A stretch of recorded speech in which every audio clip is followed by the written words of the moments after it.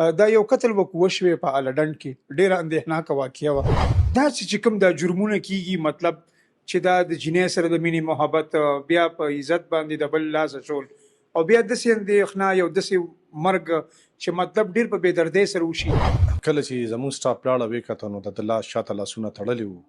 په ده باندې داسې ډېر دغه وپې د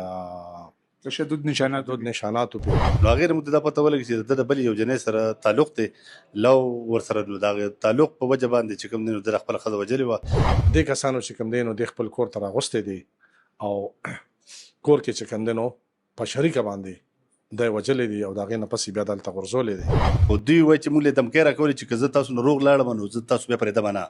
نو موږ د هغې د وجې نه موږ د لاس پرې وتړله او خوله مو وتړله، سوزکي ته م راوړو، په سوزکي کې م دلته راوړو، دلته ډزې وکړه، دلته م بیا مړ. 4 کسان چې کوم دی په دې کې مونږ اریسټ کړل، مونږ میډیا ته مخې ته کړل او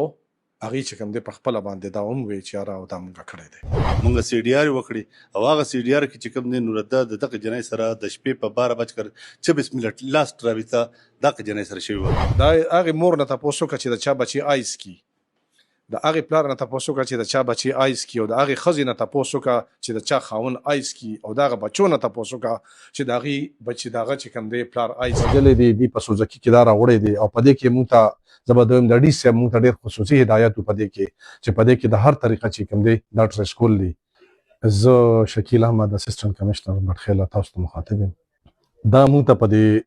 8/26 باندې دا نن یو ډیډ باډي هغې باره کې دا پریس کانفرنس کېږي چې په دې باندې خلکو احتجاجونه هم کول، دا هم کول چې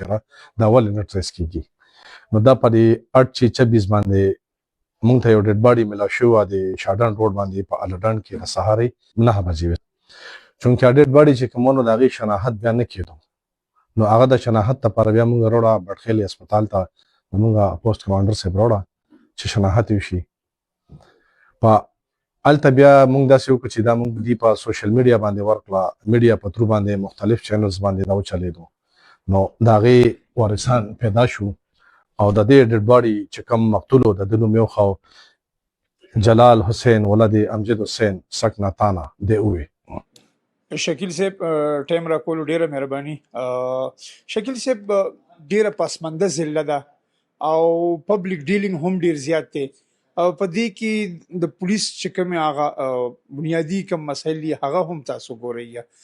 دا یو قتل وشوې په الډنډ کې، ډېره اندېښناکه واقعه وه. انټریس کیس و، غریزه علاقه ده، پهاړیو کې ډیډ باډي میلاو شوه، شناخت د څه نوم نه وشو، بیا ملزمانو ته رسۍ څنګه وشو؟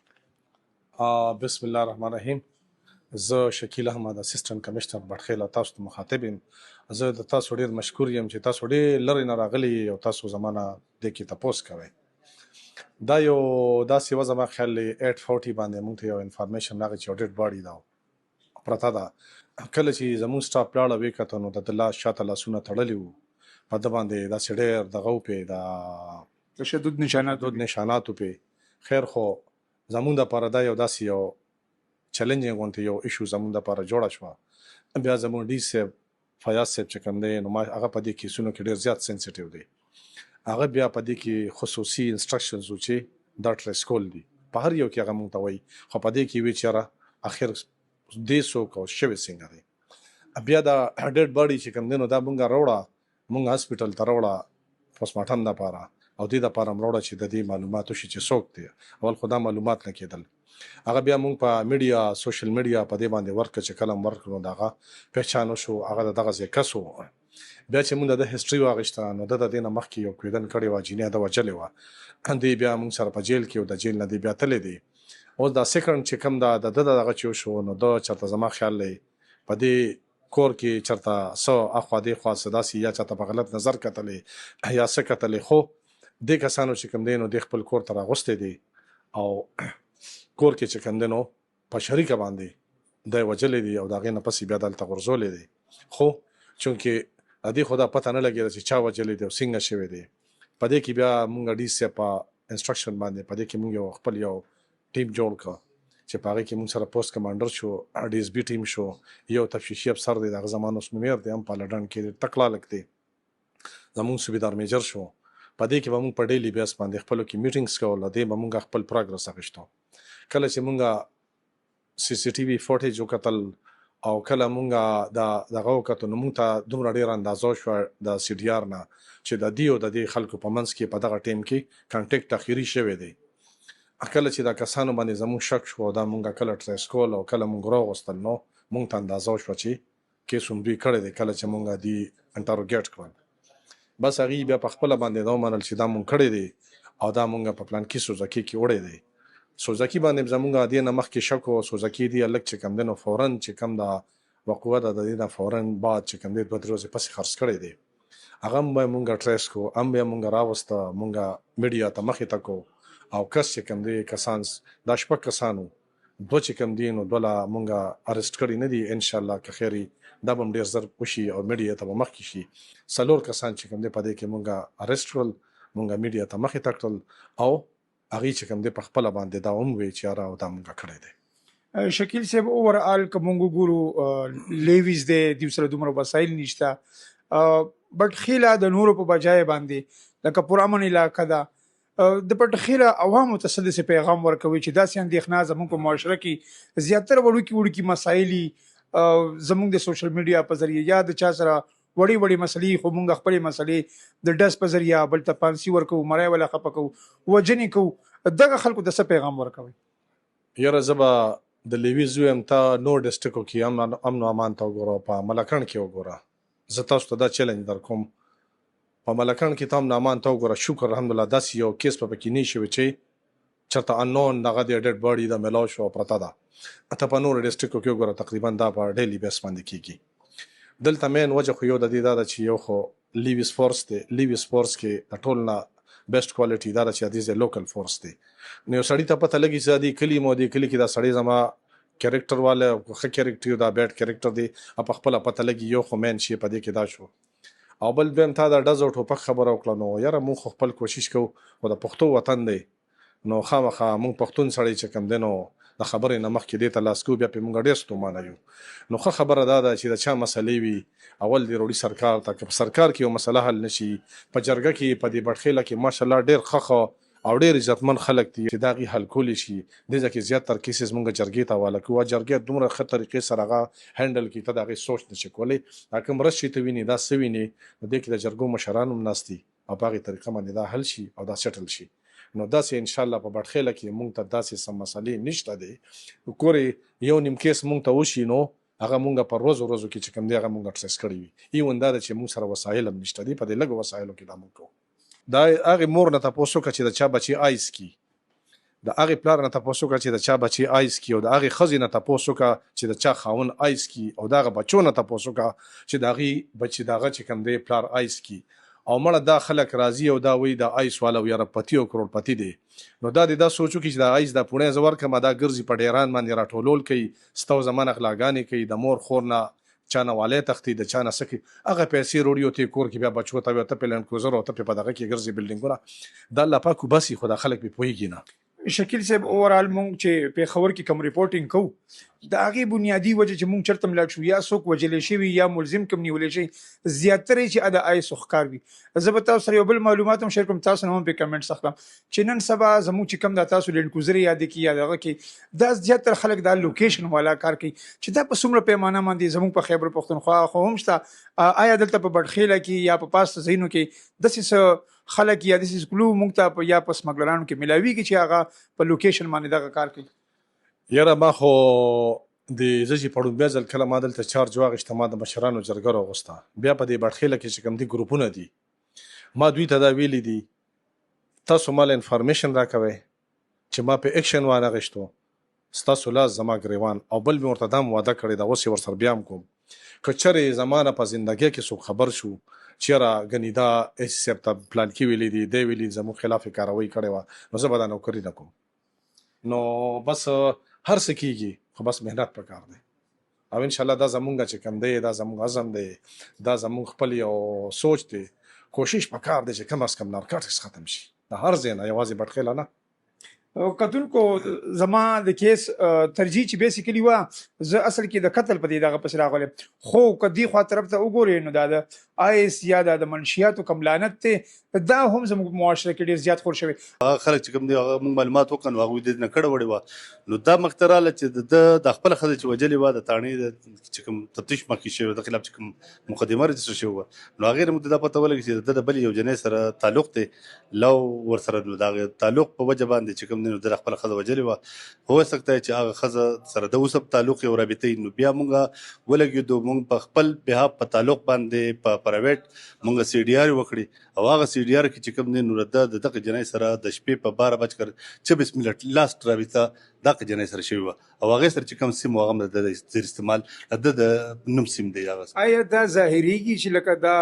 مقتول چې کوم دی دا د کور ته په بهانه یا راغوښته یا صدقه کړی یا دلته دی گیر شوی دی په موقع باندې؟ دا خو پلار دا وایي چې دوی په بهانه باندې د جنۍ په دې نمبر راغوښته شوې دغه سره لاست رابطه شوې ده خو ملزمان دا وایي چې نه دا موږ راغوښتی نه دی موږ کور کې وو او نغه شوې دا دې زموږ راوختېدو چغې شوې نو موږ پسې راووتو نو یو ورور لاول لاس اچولي بیا بل خو بهرحال دوی کور کې یو تره دی نیم نامه ده واده یې نه دی کړی په دې کور کې ورسره اوسېږي یو پلار دی پلار خو یې کمزوری دی او دوی 3 وروڼه او یو تره دی دوی 4-5 کسان باندې دا لږ نیولی دی او د سره غالبا چې تماچه مو ورسره بیا هغوی دا وایي چې تماچه موږ سیند ته غورځولې خو به موږ ته پلار یې ته باندې ذکر نه دی کړی او دغه هم نه دی کړی دی دا موږ برآمد شوی هم نه ده خو دوی وایي چې موږ له دمکۍ راکولې چې که زه تاسو نه روغ لاړم نو زه تاسو بیا پرېږدم نه نو موږ د هغې د وجې نه موږ د لاس پرې وتړله او خوله مو وتړله سوزکي ته م راوړو په سوزکي کې م دلته راوړو دلته ډزې وکړه دلته م بیا مړ کړو ساعت یې نه ووتې دلته کې موږ میاں صاحب ماشاءالله تاسو د سرویس هم یو کافي وخت شوی دی ستاسو ګیره کې هم سپین راغلی دی دا چې کوم دا جرمونه کیږي مطلب چې دا د جنۍ سره د مینې محبت بیا په عزت باندې د بل لاس اچول او بیا داسې اندېښنه یو داسې مرګ چې مطلب ډېر په بې دردۍ سره وشي د ملکنډ د بټخیلې د دې خلکو د دې چې دا کوم نوې کل را ځوان کیږي دوی ته څه داسې پیغام ورکوي چې د دې اندېښنه نه دوی ومنې شي؟ داسې ده جي لکه دا پیغام خو مونږ بم ورکو دي خلکو ته چې تاسو خپل بچي کنټرول کړئ دوی له موبایل مه ورکوئ دوی له موټرسایکل مه ورکوئ یو پلار د خپل بچي نه دا تپوس نه کوي چې زویه دا موټرسایکل تا سره دا تا کم ځای اخیستی دی دې ته تیل دا ته کم ځای نه اچوي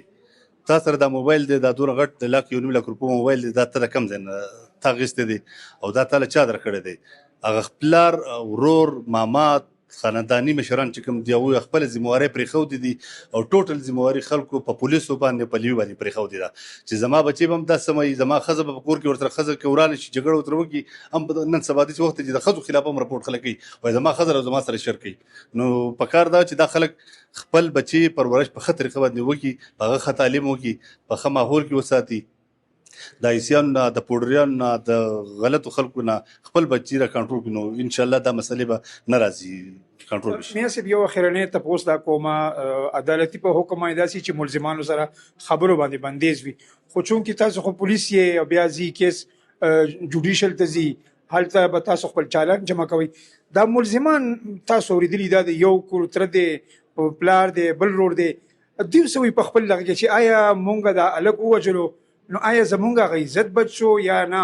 مونږ دا کم قتل وکړو په دې باندې مونږ ډېر زیان باتورې ګڼو چې دا ما خو کوي یا داسې وکړو دوی څه وایي هغوی خو دا خبره کوله چې مونږ لکه دا لکه زموږ راوښتی و غیر ارادي مونږ نیولې دی مونږ دغه شوی مونږ په دا پوهېنو چې زما په خور پسې راغلی دی او که دا په څه پسې راغلی دی هغوی خو دغه کولو خو بهرحال لکه په کور کې چې دلته یو سړی ته ګیر کړي زموږ د پښتون روایت مطابق خبر به کوو د قانون نه بالاتر نو عموما مونږ که لیمان هم دي نو په دغه ټایم کې عقل کار پرېږدي او که تعلیم یافته هم دي نو په دغه ټایم کې عقل کار پرېږدي یا به خامخا دې سټیج ته رسي دا سړی به وژني دا به تشدد پرې کوي والټه کول به کوي. کتونکو زمونږ د پښتو معاشره زه به دا ووایم چې لکه هر طرف ته وړېږي نه صرف زمونږ په پنجاب کې په سند کې په هر ځای کې په خپل عزت باندې خلک ډېر زیات خفه کېږي دا نننۍ چې کومه اندوهناکه د قتل دا واقع شوې ده دا هم د زمونږ د عزت او زمونږ د ننګ د پښتو سره تعلق ساتي خو زه د دې ستاینه نه کوم چې لکه مطلب تا د الګ ووجلو او دې سره به مسله حل شي خو دې سره اکثر وجوهات زیاتیږي بدی بېخیانې پېښېږي دشمنیانې پېښېږي خو که د دې نه هټ کر راشي او مونږه د مذاکراتو لاره اپنو کو